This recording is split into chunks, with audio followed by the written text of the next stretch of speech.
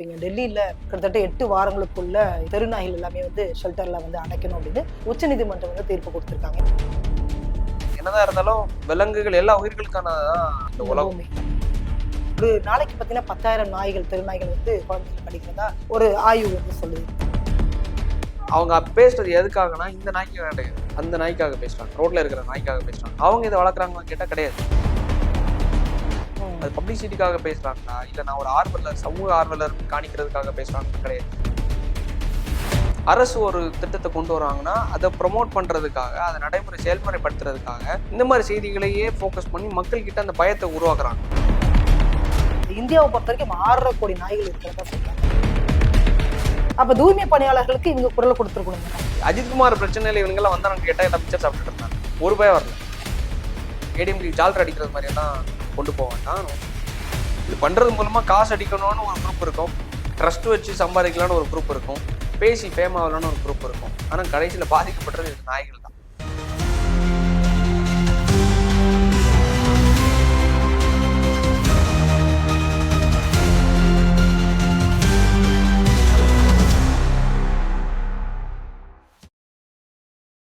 செங்கலம் உறவுகளுக்கு ஈஸ்வரியின் அன்பான வணக்கங்கள். செங்கலத்தில் இன்றைய சிறப்பு விருந்தினர் வழக்கறிஞர் நெல்சன்.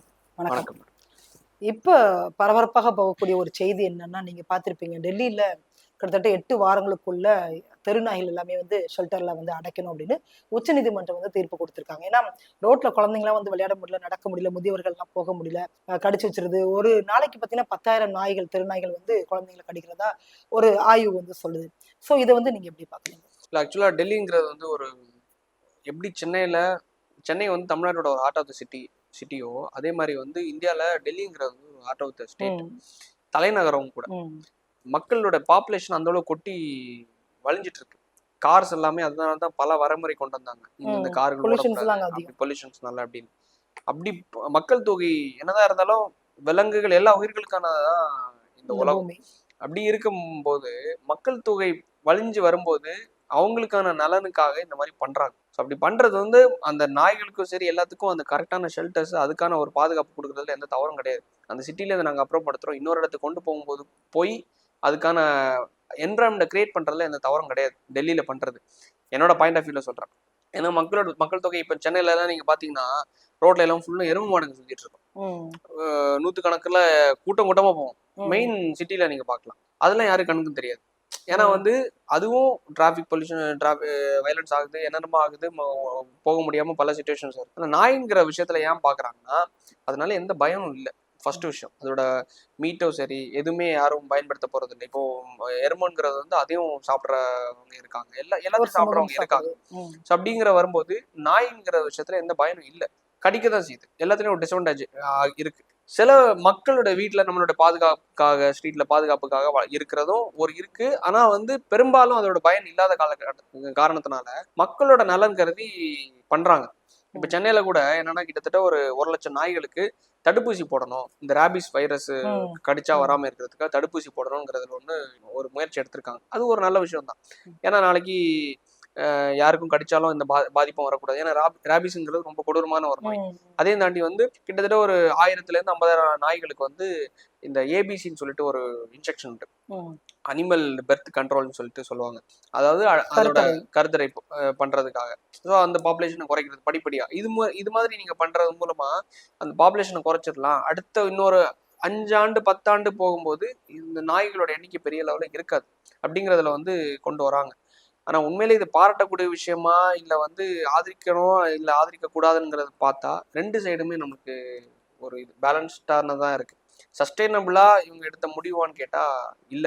இப்ப இது எல்லாத்தையுமே இன்னொரு இடத்துக்கு ஊர் பக்கமா அப்புறப்படுத்தணும், இல்ல அதோட கொஞ்சம் கொஞ்சமா குறைக்கணும் அப்படிங்கறதுல ஏதோ ஒரு முயற்சி எடுக்கிறாங்கன்னா அதுல பிரச்சனை இல்லை. டோட்டலா எராடிகேட் பண்ணணும் அப்படிங்கிற வரும்போது தான் கேள்வி இருக்கு. ஏன்னா அதுக்கு நீங்க குரல் கொடுக்க வர்றவங்க எல்லாருமே லைக் பெரிய பெரிய ஆக்டர்ஸ் எல்லாருமே வராங்க. அவங்க வீட்டுல என்ன இருக்குன்னு பார்த்தா நல்ல இந்த ஷிட்ஸு, இந்த மாதிரி சில சின்ன சின்ன பொம்மை மாதிரி இருக்கிற நாய்கள், இந்த மாதிரிப்பட்ட நாய்கள் வெளிநாட்டு நாய்களா தான் இருக்கும். அவங்க அதை வச்சுட்டு சின்ன குழந்தை கியூட்டா இருக்கு, நல்லா இருக்கு அப்படின்னு சொல்லிட்டு ப்ரமோட் பண்ணுவாங்க. இப்போ அந்த மாதிரி பண்ணும்போது அவங்க பேசுறது எதுக்காகனா இந்த நாய்க்கு கிடையாது, அந்த நாய்க்காக பேசுறாங்க, ரோட்ல இருக்கிற நாய்க்காக பேசுறாங்க. அவங்க இதை வளர்க்குறாங்களான்னு கேட்டா கிடையாது. ஆனா பேசுவாங்க. அது பப்ளிசிட்டிக்காக பேசுறாங்களா இல்ல நான் ஒரு ஆர்வலர் சமூக ஆர்வலர்னு காணிக்கிறதுக்காக பேசுறாங்கன்னு கிடையாது. நாய்க்கு வாய் கிடையாது. அதுக்கு நீ யாரு, நீ எதுக்கு என்கிட்ட வர, எதுக்கு எனக்காக பேசணும்லாம் தெரியாது. ரோட்ல போகும்போது கல் எடுத்து தெரியும். ஆனா அதுக்கு ஒன்று ஒரு சட்டம் கொண்டு வரும்போது ரோட்ல வந்து பேசுறாங்க, வீடியோ போடுறாங்க. அது எதுக்கு? பப்ளிசிட்டிக்கா இல்ல உன்னோட தனிப்பட்ட வளர்ச்சிக்காகவா இல்ல நீ அந்த உண்மையிலே நாய்க்காக பேசுறனா ஏதாவது பண்ணியிருப்ப. இப்போ ஒரு சோஷியல் மீடியால ஒருத்தர் பேசிட்டு இருப்பாரு, சின்ன கட்ட மீசை வச்சுட்டு, என்னன்னா இது ஒரு இந்த மாடுக பேர், இது நாயோட பேர், இது என்னதான் விமர்சனம் இருந்தாலும் தன்னால முடிஞ்ச ஒரு விஷயத்த பண்றாரு. அதுக்குன்னு ஒரு சின்ன ஒரு ஒரு ஷெல்டர் மாதிரி ஒன்று உருவாக்கி அதுக்கு தண்ணியோ உணவோ ஏதோ ஒன்று பண்ணி ட்ரஸ்ட் மாதிரி ஒன்று வச்சு பண்ணிட்டு இருக்காரு. அது மாதிரி நீ பண்ணிட்டு பேசுறியா? கிடையாது. எல்லாருமே சும்மா ஏதோ நானும் அதுக்காக பேசுறேன்னு சொல்லிட்டு போன் வச்சு வீடியோ போட்டுட்டு அன்னைக்கு ஒரு நாள் 2 நாள் மட்டும் ஆக்டிவா ரோட்ல இறங்கி போராட்டம் வந்துட்டு அடுத்த இல்லாத பட்சத்துல உண்மையிலேயே அதோட நோக்கம் யாருக்கான்னு கேட்டா எனக்கு புரியல. இப்ப நீங்க தடுப்பூசி போடுறீங்க, ராபிஸ் வைரஸ் கண்ட்ரோல் பண்றதுக்காக போடுறீங்கன்னா ஓகே. ஆனா அது கருத்தடை பண்ணணும், மொத்தமா ஒழிக்கணும் அப்படிங்கிற பட்சத்துல வரும்போது அது கண்டிப்பா நம்ம அதை சில விஷயங்களை எதிர்த்து தான் ஆகணும். ஏன்னா அதுவும் ஒரு ஒரு ஜீவன் தான், நம்ம சமுதாயத்துல நமக்காக உருவாக்கப்பட்டது. இன்னைக்கு நம்ம அந்த தேவை இல்லை அப்படிங்கிற பட்சம் வரும்போது சென்னையில இந்த சிட்டில அதோட அளவு எகிரிச்சிருக்கான்னு கேட்டா இருக்கு. நீங்க பாத்தீங்கன்னா லாஸ்ட் ஒரு வாரத்துல மட்டும் நாயோட நியூஸ் நிறைய இருக்கும். அதுக்கு முன்ன நம்ம பெருசா பாத்துருக்க மாட்டோம். ஒரு வாரம் மட்டும் செம ஹைலைட் பண்ணானுங்க. 1.5 வயது குழந்தை தொட்டில செய்தி வந்து இருக்கும்போது நாய் கடிச்சிருச்சு, சின்ன குழந்தை தெருவுல போகும்போது கடிச்சிருச்சு. இது எதுக்காகனா அரசு ஒரு திட்டத்தை கொண்டு வராங்கன்னா அதை ப்ரொமோட் பண்றதுக்காக, அதை நடைமுறை செயல்முறைப்படுத்துறதுக்காக இந்த மாதிரி செய்திகளையே ஃபோக்கஸ் பண்ணி மக்கள் கிட்ட அந்த பயத்தை உருவாக்குறாங்க. அப்போ மக்களும் ஆட்டோமேட்டிக்கா அதுக்கு அதை வந்து ஆதரவு தெரிவிக்கிற நிலைப்பாட்டுக்கு போயிடுவாங்க. அப்போ என்னன்னா கடைசியில் எதிர்ப்பாளர்கள் கம்மியாயிருவாங்க, மக்களும் ஆதரவு கொடுத்துருவாங்க. ஆமா உண்மையில பாவம், நேத்து கூட இப்ப நான் கூட இன்னைக்கு பேசினேன் இல்ல, ஒரு சின்ன பிள்ளை 1.5 வயசு பிள்ளைய கடிச்சிருச்சுன்னு. அது எதனால? இந்த செய்தி வந்தனால. அதுக்கு முன்னாடி வரைக்கும் வந்துச்சா? இல்ல. நாய் நல்ல குறுக்க சாடி ஆக்சிடென்ட் ஆயிடுச்சு, இந்த மாதிரி ஏதாவது செய்திகள் ஏதாவது ஒன்ஸ் இன் எ ப்ளூ வரும். ஆனா இப்போ தொடர்ந்து இந்த ஒரு வார காலகட்டத்துல கண்டினியூஸா வர்றது மக்களை வந்து இதுக்கு இந்த இவங்களுடைய திட்டத்தை பாசிட்டிவா ஒரு மனப்பான்மையை ரெடி பண்றதுக்காக தான் பண்றாங்க. நாளைக்கு அதை இம்ப்ளிமெண்ட் பண்ணும்போது கரெக்ட் தான். ஒரு 10 இன்சிடென்ட்ஸ் ஞாபகம் இருக்கும்ல. ஆமா அன்னைக்கு ஒரு நியூஸ்ல பார்த்தேன், ஒரு குழந்தைய கடிச்சது, ஒரு சின்ன பொண்ணு தெருவில் நடந்து போகும்போது விரட்டி குதிரை கடிச்சது, சின்ன பிள்ளைய கீழே இழுத்து போட்டு கடிச்சது, தலையை துண்டாக்கிடுச்சு ஒரு பெரிய நாய் அப்படிங்கிற மனப்பான்மைக்கு அவங்களுக்கே தோணும், ஆமா நானும் நியூஸ் பார்த்தேன் அப்படின்னு. ஆனா பெரிய பெரிய வெளிநாட்டு நாயெல்லாம் இவங்க ஒன்றும் பண்ண மாட்டாங்க, பேச மாட்டாங்க. அந்த நாய்க்கெல்லாம் கருத்தடை பண்ணணுமா? இப்போ ராட்வீலர் என்னென்னமோ பெரிய பெரிய பெரிய பெரிய நாயெல்லாம் இருக்கு, அதை பற்றியெல்லாம் பேச மாட்டாங்க. ஆனா இந்த தெருநாய்களை பற்றியெல்லாம் பேசுறது இது கரெக்டான ஒரு வரைமுறை கொண்டு வரணும். இதை எடுத்து இன்னொரு இடத்துல அப்புறப்படுத்தணும். பல ஊர்கள் இருக்கு, ஊர் சைட்ல இந்த மாதிரி பண்ணணும் அப்படிங்கறதெல்லாம் பண்ணலாம். ஆனா ஒட்டுமொத்த ஒழிக்கணும்ங்கிறதுல வந்து இப்ப நீங்க சொன்ன மாதிரி இதனால பயன் இல்லை அப்படி சொல்றீங்க. மாடோடைய ஆக்சிடென்டையும் வச்சு பாருங்க, நாய்களுடைய ஆக்சிடென்டையும் வச்சு பாருங்க. நீங்க நாய்கள் நான் சொன்ன மாதிரி ஒரு நாளைக்கு 10,000 பேரை கடிச்சு வைக்குதுன்றத ஒரு ஆய்வு சொல்றாங்க. கிட்டத்தட்ட 3 மடங்கு பெருகி இருக்குது. இந்தியாவை பொறுத்த வரைக்கும் 6.5 கோடி நாய்கள் இருக்கிறதா சொல்றாங்க. அப்ப சென்னை மட்டுமே, சென்னை வந்து ஒரு மாவட்டம் அவ்வளவுதான். தமிழகத்துல ஒரு மாவட்டம், அது ஸ்டேட்ல ஒரு மாவட்டம். அதுல மட்டும் 2 லட்சம் நாய்கள் இருக்குதா சொல்றாங்க. அதுல அம்பத்தூர், சோளிங்கர், இந்த மாதவரம், திருவிக்க நகர், அண்ணா நகர் இங்கெல்லாம் வந்து நிறைய இருக்குதுன்றதையும் வந்து சொல்றாங்க. அப்ப மாடு வந்து பயன் இருக்குது. ஆனா ஜல்லிக்கட்டு நடக்கும்போது ப்ளூ கிராஸ்ல இருந்து வந்தாங்கல்ல, ஏன் வந்து நீங்க மாட்டை சித்திரவதைப்படுத்துறீங்க, ஏன் வந்து அந்த அந்த கேள்வியும் வந்தது இல்ல. அப்பவும் அதுக்கும் வந்து போராட்டம் பண்ணாங்க. ஜல்லிக்கட்டுகளோட உரிமை நாங்க ஒரு இடத்துல போராடும் பொழுது இன்னொரு தரப்பு என்ன பண்றாங்கன்னா, நீங்க மாட்டை வந்து வதைக்கிறீங்க, ப்ளூ கிராஸ்ல அவங்க வந்து போராட்டம் பண்ணாங்க. அப்ப நீங்க நாய் எந்த பயன் இல்லைன்றதை நம்ம பிரிச்சு பார்க்க முடியாது இல்லையா. நாய்களால மக்களுக்கு எந்த அளவுக்கு தொந்தரவு இருக்குது. சோ அதை நீங்க சொன்ன மாதிரி அது வரைமுறைகளை கொண்டு வரலாம். அதே நேரத்துல இந்த போராட்டத்துல இறங்கி வீதியில இறங்கி போராட்டம் பண்ணவங்க தூய்மை பணியாளர்களுக்காக குரல் கொடுத்தாங்களா? இவங்க பணக்கார நாய்களை வளர்க்குறாங்க, இந்த நாய்களோட வளர்த்திருந்தாலும் கூட அது வந்து மோஷன் போகுது, 2 பாத்ரூம் 1 பாத்ரூம் போனா கூட வெளியில வாக்கிங் கொண்டு வராங்க, அதை போட்டோ எடுத்து போடுறாங்க. அந்த அசுத்தம் பண்ற அந்த இடத்த வந்து கிளீன் பண்றது யார் பண்றா? தூய்மை பணியாளர். வளர்க்குறவங்க யாரும் பண்றது இல்லைல்ல. அப்ப தூய்மை பணியாளர்களுக்கு இவங்க குரல் கொடுத்துருக்கணும் தானே. இல்ல அதான் சொல்றேன்ல, அதாவது இவங்க என்னன்னா சாஃப்ட் கார்னர்ல எப்படி விளம்பரம் தேடலாம் தான் பாக்குறாங்க. இப்ப தூய்மை பணியாளர்கள்னு வரும்போது இவங்க எல்லாருமே வந்து எல்லாமே செலிபிரிட்டிஸ், ஆக்டர்ஸ். இவங்களுக்கு வந்து அடுத்த கட்டம் படம் வேணும், அடுத்து கால்ஸ் வேணும், கால் ஷீட்ஸ் வேணும் அப்படிங்கிற ஒரு மோட்டிவ் எல்லாருக்குமே இருக்கும். பணம் சம்பாதிக்கணும் அப்படிங்கிற அவங்களோட கரியர் அது. தூய்மை பணியாளர்கள் பிரச்சனை வந்து டைரக்டா ஆளுங்கட்சிக்கு எதிரானது. அவங்க வந்து தனியாருக்கு விற்கிறாங்க, சோ அதனால வந்து இந்த மக்கள் போராட்டம் பண்ணிட்டு இருக்காங்க அப்படின்னு. ஆளுங்கட்சியை பகைச்சா நம்மளுக்கு கிடைக்காது. திரைத்துறையில ஒண்ணு பண்ண ஆமா, ரெட் ஜெயின்ட் இருக்கு, அவங்க கையில தான் ஒட்டுமொத்த கண்ட்ரோல்ல இருக்கு அப்படிங்கிற ஒரு பிம்பம் இருக்கிறனால, பிம்பம் இல்ல உண்மையா இருக்கிறனால, உண்மைதான். நாளைக்கு எப்படி நம்ம போய் அந்த இதுல கலந்து கொண்டுட்டோம்னா நம்ம எப்படி படங்கள்ல வாய்ப்பு கிடைக்கும் அப்படிங்கிற ஒரு இது இருக்கு. இதுனா அப்படி இல்ல, நாய்க்காக போய் நின்ன அந்த ஒரு சோஷியல் ஒரு சிம்பத்தியை கிரியேட் பண்ணலாம், யாரும் நம்மளுக்கு வந்து கேள்வி கேட்க மாட்டாங்க அப்படிங்கிற ஒரு சிம்பத்தி இருக்குல்ல, அதுக்காக தான் போய் வராங்க. அஜித்குமார் பிரச்சனையில இவங்கெல்லாம் வந்தாங்க கேட்டா எல்லாம் மிச்சர் சாப்பிட்டுட்டு இருந்தாங்க, ஒரு பயம் வரல. அஜித்குமார் அடிச்சு கொண்ட டைம்லயும் சரி, சாதாரண பிரச்சனையில வந்தாங்க, கருத்து கூட தெரிவிக்கல ஜி, எதுவுமே இல்ல, சாதாரண பிரச்சனையில வந்தாங்க. ஏன்னா எல்லாருக்குமே ஒரு நிலைப்பாடு இருந்துச்சு, ஆட்சி மாற்றம் வரப்போகுது, இந்த ஆட்சி தான் வரப்போகுது, சோ எல்லாரும் குந்தளிச்சு வந்தாங்க. இதுக்கு யாருமே வரல. அப்படி இருக்க பட்சத்துல எப்படி நம்ம வந்து இவங்க வந்து உண்மையான போராளிகள்னு சொல்லிட்டு நம்ம பார்க்க முடியும்? எல்லாமே ஒரு விளம்பரம். நாய்க்கு வாய் இல்ல, இப்ப இவங்க எல்லாம் நான்வெஜ் அது பாக்கும் என்னடா நீ யாரா எனக்கு குரல் கொடுக்கிறதுக்கு அப்படின்னு கோழி ஆடு மாடு கல்லிட்டு தெரிஞ்சுட்டு எதுக்குமே வாய் இல்லதான், எதாலுமே பேச முடியாது. அப்ப நாய் மட்டும் தான் நீங்க பாதுகாக்கிறீங்கன்னா நீங்க என்னென்ன பாதுகாக்கணும்னா பாம்பு பாதுகாக்கணும், பள்ளி, கரப்பாம்பூச்சி, பூரா, தேளு, இது எல்லாமே வாயில்லா ஜீவன்கள் தான். இதெல்லாம் இந்த உலகத்துல வாழக்கூடிய தகுதி இருக்குது, நமக்கு முன்னாடியே இவங்க எல்லாம் இருக்கிறாங்க. அப்ப நாய்க்காக மட்டுமே ஏன் குரல் கொடுக்குறீங்கன்றது இயக்குனர் ராம் கோபால் வந்து அவருக்கு எல்லாமே அப்ப எல்லாத்துக்குமே குரல் கொடுங்க, பன்னிக்கு குரல் கொடுங்க, தவளைக்கு குரல் கொடுங்க, எல்லாத்துக்குமே குரல் கொடுங்க, எல்லாத்தையும் வீட்டுல கொண்டு போய் வச்சு வளர்த்துக்கோங்க. அது யாரு வேணா சொல்றேன்ல, எல்லாத்தையும் பண்ணுவாங்க. இவங்களே சிக்கன் சாப்பிடுவாங்க, இவங்களே வந்து நீங்க சொன்ன மாதிரி KFC போய் விதவிதமா சாப்பிடுறது எல்லாமே போராட்டத்துக்கு வந்திருப்பாங்க, எல்லாம் பண்ணுவாங்க. இந்த மாட்டன் படம் நினைக்கிறேன், இந்த வெளியே போராட்டம் நடக்கும், பேக்ல வந்து KFC அது இதுன்னு சொல்லிட்டு நல்லா சாப்பிட்டுட்டு வந்து போராட்டம் பண்ணுவாங்க. அதே மாதிரிதான் எல்லாத்தையும் பண்ணிட்டு இங்க வந்து போராட்டம் பண்றது. வீட்டுல ஒரு பொம்மை மாதிரி ஒரு நாய் வச்சிருப்பாங்க, கியூட்டா இருக்கு அப்படின்னு சொல்லிட்டு எல்லாத்தையும் பண்ணிட்டு இங்க வந்து மக்கள் கிட்ட ஒரு போராட்டம். அது எப்படி நீங்க கொள்ளலாம், அதுக்கு எப்படி நீங்க கருத்துரை பண்ணலாம், ஒரு கண்ணீரோட ஒரு போராட்டம் பண்ணு, ஸ்கிரிப்ட் முடிஞ்சு ரெடி, எல்லாத்தையும் கண்ணு தண்ணி எல்லாம் தொடச்சிட்டு அவ்வளவுதான், ஆஸ் யூஷுவல் டே ரன் பண்ண போயிருது. இதுதான் அவங்க பண்றது, ஒரு பப்ளிசிட்டிக்காக. 99% நீங்க பாத்தீங்கன்னா எல்லாம் பப்ளிசிட்டி. எல்லாம் வந்து நாங்க சமூக ஆழ்வராகும், நாங்க வீகன்ஸ், நாங்க வந்து வெஜிடேரியன்ஸ், இந்த மாதிரி ஒரு கொஞ்சம் கும்பல் கிளம்பி வருது, ஒன்னுத்துக்கும் பிரோஜனம் இல்லாம. இது வந்து என்னன்னா சொசைட்டிக்கும் பிரோஜனம் இருக்காது, எதுக்கும் பிரோஜனம் இருக்கு, ஏதோ ஒரு கருத்தியல் வச்சிருப்பானுங்க, நாங்க வந்து இது சாப்பிட மாட்டோம் அதை சாப்பிட மாட்டோம் அப்படின்னு சொல்லிட்டு. ஆனா எல்லாத்தையும் செஞ்சுட்டு கடைசியில என்னன்னா நாங்க கீரையை மட்டும் தான் சாப்பிடுவோம் அப்படின்னு சொல்லிட்டு. ஆனா கீரையை அது கீழே இருக்கிற அதுலயும் சின்ன சின்ன புழுக்கள் அது எல்லாத்தையும் கொல்றதுக்கு அதுக்கு ஒரு பெஸ்டிசைட்ஸ் யூஸ் பண்றாங்க. எல்லாத்தையும் பண்ணிட்டு அதுவும் ஒரு உயிரினா தானே இருக்கும். அதுலயும் சின்ன பூண்டு வெங்காயம் சாப்பிடலன்னா நீங்க இதே சாப்பிடக்கூடாது, மண்ணுல இருந்தா வளர்ந்துட்டு எல்லாமே அதுல தானே வளருது. அதுக்குன்னு ஒரு பெஸ்டிசைட்ஸ் உரம் போடுறான், அந்த உரத்தினால அதுல சின்ன சின்ன புழுக்கள் சாகடிக்கப்படுது. அப்ப நீ வீகன் இந்த அளவு பேசணும்னா எல்லாத்தையும் நீ பாக்கணும்ல. இந்த அளவுக்கு நீ வாழ்க்கைக்கு இந்த உணவுக்கு இம்பார்ட்டன்ஸ் கொடுக்குறனா அது நீ ப்ரொஜெக்ட் பண்ற.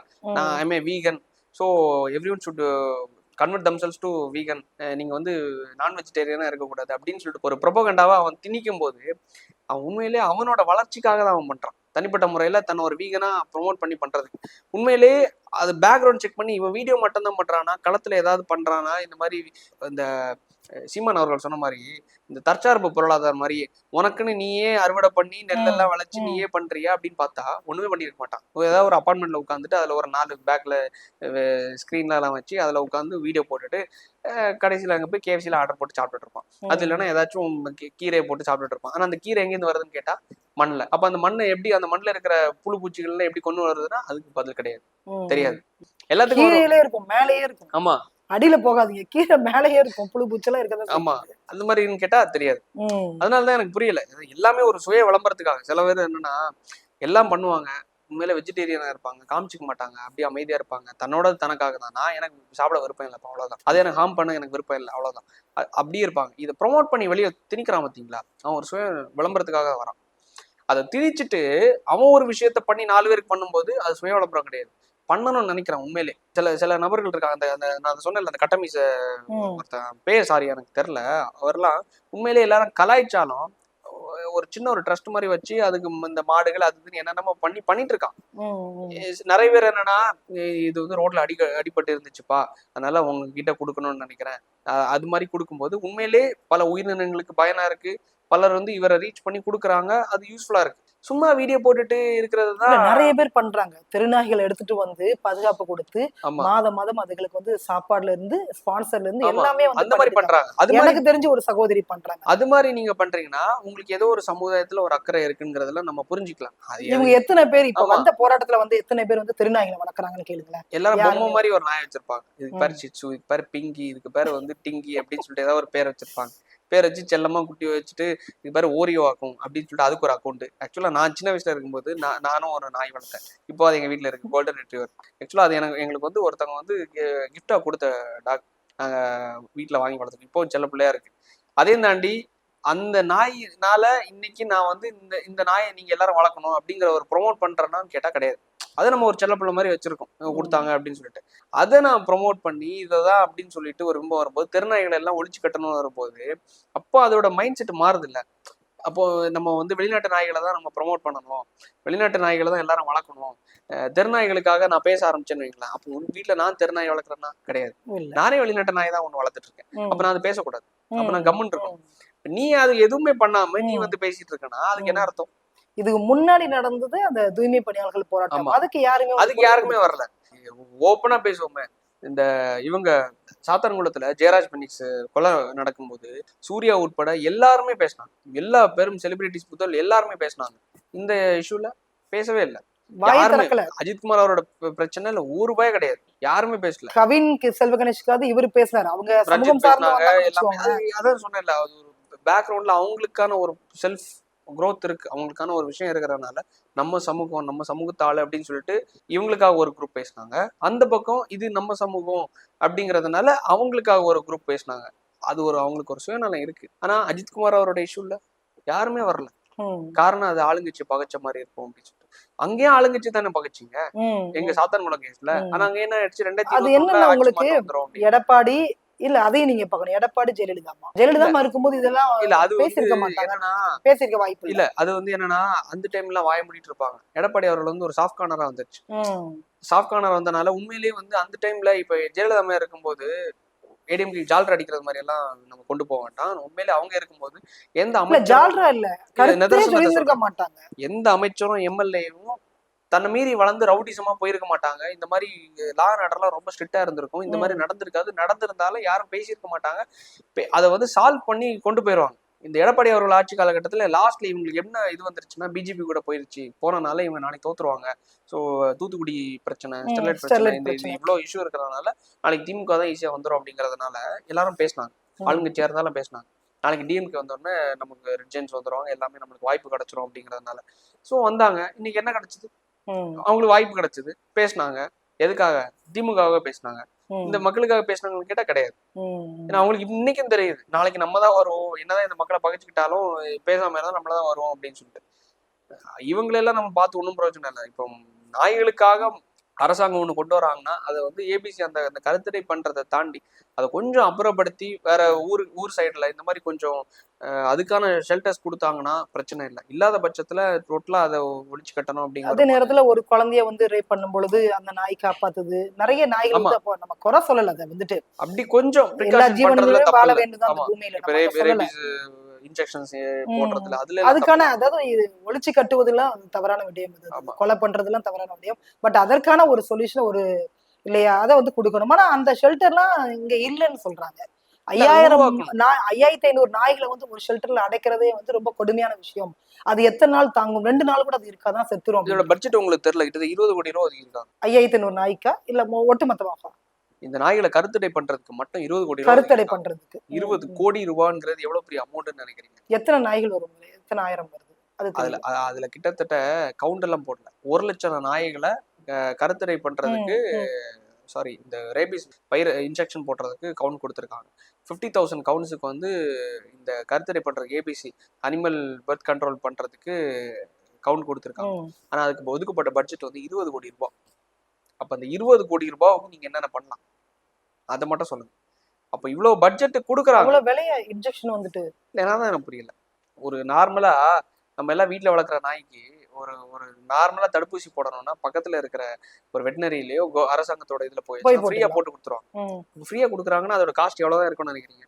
உண்மையிலே மெடிசின் துறையில மெடிசனோட காஸ்ட், தயாரிக்கிற கூட காஸ்ட் வந்து ரொம்ப கம்மி, அதோட லாபம் அதிகம் விற்கிறது. இப்போ ஏதோ ஒரு டேப்லெட்னு வச்சுக்கோங்களேன், அதோட விலை வந்து தயாரிக்கிறது விலை ரொம்ப கம்மியா இருக்கும், ஆனா விற்கிறது 1 ரூபா 2 ரூபா இருக்கும். 1 ரூபா 2 ரூபாய்க்கு வித்தா கூட அவனோட மார்ஜின் வந்து ரொம்ப அதிகமா இருக்கும்.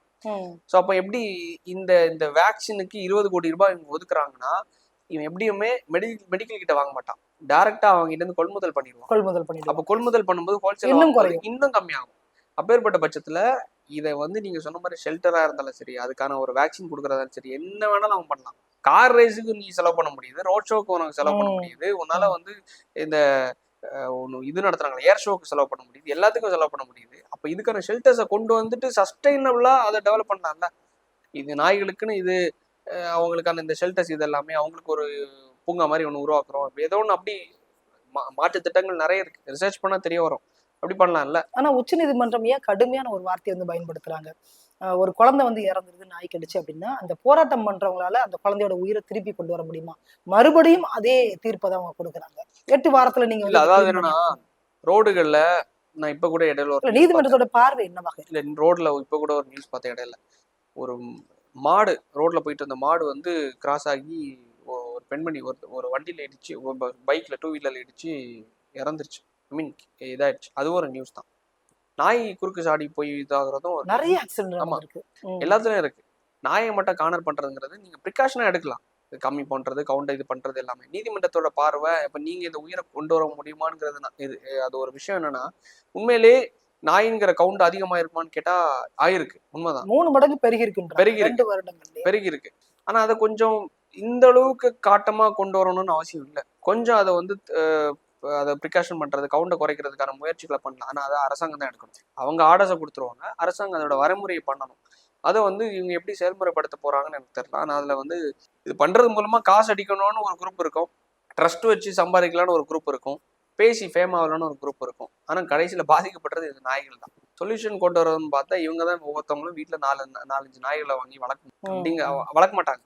ஏன்னா குட்டி ஓரியோ பாதிச்சிரும், அதுக்கு வந்து ரேபிஸ் வந்துடும், அதுக்கு சொறி வந்துடும், புண்ணு வந்துடும். அப்படிங்கிறதுனால அவங்களும் ப்ரிகாஷனா இருப்பாங்க. ஸோ ரொம்ப ரொம்ப நன்றி. உங்களுடைய நேரத்தை கொடுத்து இவ்வளவு நேரமும் ரொம்ப அழகா வந்து நீங்க சொல்லியிருக்கீங்க வழக்கறிஞரா. மீண்டும் நம்ம சந்திக்கலாம். நிறைய வந்து நம்ம பேசுவோம் தொடர்ந்து. நன்றி மேடம். மீண்டும் சந்திக்கும் வரை உங்களிடமிருந்து விடைபெறுவது உங்கள் KV ஈஸ்வரி. நன்றி, வணக்கம்.